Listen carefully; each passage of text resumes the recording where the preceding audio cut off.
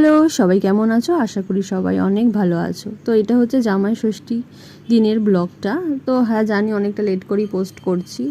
তো সকাল সকাল উঠে আমি খাবার দাবার খেয়ে ব্রেকফাস্টে ছিল লুচি তরকারি। তারপরে আমি একটু ঘরটাকে পরিষ্কার করছিলাম, যেহেতু একদিনই ছুটি পাই আমি, আর রবিবারই ছিল সেই দিনটা। তো আমি ঘর দুয়ার পরিষ্কার করে নিচ্ছিলাম, আর বাবা ওদিকে চা খাচ্ছিল, আর দিদাকে এখানে আমি কিছু একটা বলছিলাম যে তুমি বসে রয়েছো, তোমার মেয়েরা কাজ করছে, এই এই আর কি করছিলাম। তারপরে বাবা ধুয়ে নিয়েছিল ওখানে আলু, দোকান থেকে আলু আনার পর না অনেক ধুলো থাকে, সেই জন্য আমরা আগে ধুয়ে নিই। তারপরে মায়ের এখানে সমস্ত রান্না প্রায় কমপ্লিট হয়ে গেছিলো। তো মা এখানে করেছিল ডাল, 5 রকমের না 9 রকমের ভাজা করেছিল। তারপরে 2 ধরনের মাংস হয়েছিল, একটা চিকেন মাটন, চাটনি ছিল, স্যালাড ছিল। আর আমি এখানে ইউটিউব দেখে একটা স্পা বানিয়েছিলাম, যেটা হচ্ছে চালের গুঁড়ো দিয়ে। তো খুব তপস্যা করে জামাই ছাড়া জামাই ষষ্ঠী খেতে চলে। হ্যাঁ বলো, তো জামাই ছাড়া জামাই ষষ্ঠী খাবার এক্সপিরিয়েন্স শেয়ার করো তোমার। এখনো তো খাইনি, এসে তো গেছো। হ্যাঁ এসে গেছি, খাবারটা খেলে তারপরে আমি এক্সপিরিয়েন্সটা শেয়ার করতে পারবো।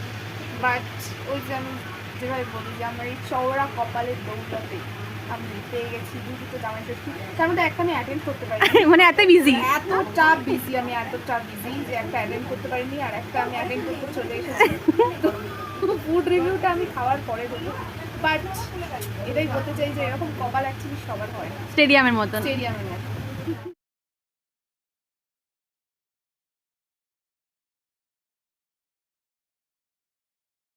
তো আমরা ওদিনকে ঋত্বিকাদেরও ডেকেছিলাম, তাই জন্যই মামুন এত বড় একটা লম্বা স্পিচ দিয়েছে। তো এখানে আমি সবার জন্য খাবার সাজিয়ে নিয়েছিলাম।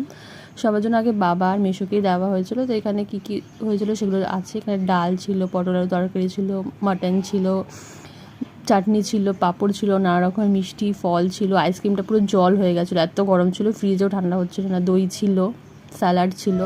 তারপর দিদা সব কিছু নিয়ম করে, সেরকম কোনো নিয়ম নেই দিদার, নিয়ম করে হাতে দিচ্ছিল আর আশীর্বাদ করে দিল। তারপরে এখানে বাবাদের উপহার হিসেবে টাকা দিয়েছিল, সেটাই বাবারা মজা করে দেখাচ্ছিল। সেদিনকে অনেক মজা হয়েছিল। দেন তারপর এই দুই বোন আবারও বলতে শুরু করেছি, বলতে পারছি যে আমরা কতটা বঞ্চিত। এবার আমি বছর বছর জামাই হতে চাই। তুই কিছু বলতে চাস? কিছু বলতে চাস? এখানে একজন নিজের থালা নিজেই সাজাচ্ছে। আমি রেডি হয়ে চলে এসেছি, কিন্তু এদের অবস্থা।